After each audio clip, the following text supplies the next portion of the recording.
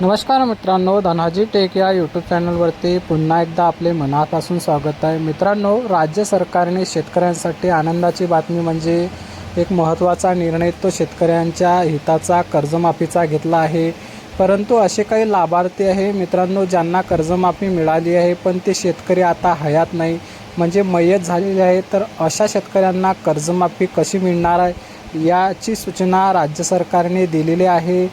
तर मंडळी, याकरता आपण मुख्यमंत्री देवेंद्र फडणवीस यांच्या हस्ते शुक्रवारी राज्यातील 6,22,207 पात्र शेतकऱ्यांना 5,029 कोटी शेतकरी कर्जमाफी योजनेत वितरित करण्यात आले। आता पुढील टप्प्याची शेतकऱ्यांना प्रतीक्षा लागलेली आहे। शेतकरी बांधवांनो, महत्त्वाचा मुद्दा असा आहे की वारस नोंद केल्यास कर्जमाफीचा फायदा आपल्याला मिळणार। कर्जमाफीच्या निकषात बसणारे पण मयत शेतकरी कुटुंबाला मोठा दिलासा मिळाला आहे।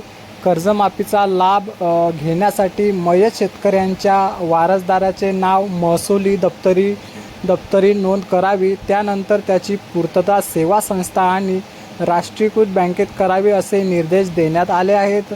या संबंधीच्या काही तक्रारी असतील तर शेतकऱ्यांना तालुक्यातील सहाय्यक निबंधक, सहकारी खाते यांच्याकडे संपर्क साधता येईल।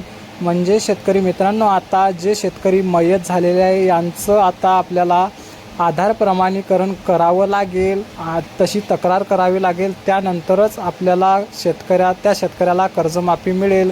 उदाहरणार्थ तर सेतू कार्यालयामध्ये तक्रार कशी करावी याची माहिती दिलेली आहे।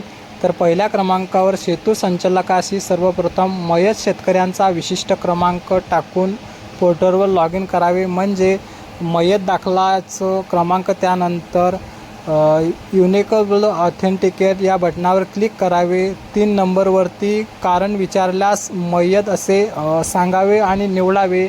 4 त्यानंतर सेतू संचालकाशी स्वतःचा अंगठा देऊन तक्रार नोंदावी, म्हणजे मयतदाराचे वारसदार यांचा अंगठा देऊन आपण तक्रार नोंदवू शकता। तक्रार नोंदवल्यानंतर पावती काढून सचिवाकडे जमा करावी, म्हणजे येथे बँकेकडे येथे ते पावती जमा करावी। त्यानंतर आपली मयताची तक्रार जमा होईल आणि आपल्याला पुण्यश्लोक अहिल्यादेवी कर्जमाफी योजनेमध्ये आपल्याला लाभ मिळेल। मित्रांनो, व्हिडिओ आवडला असेल तर नक्की शेअर करा आणि लाईक करा आणि आत्ताच फॉलो करून ठेवा। धन्यवाद।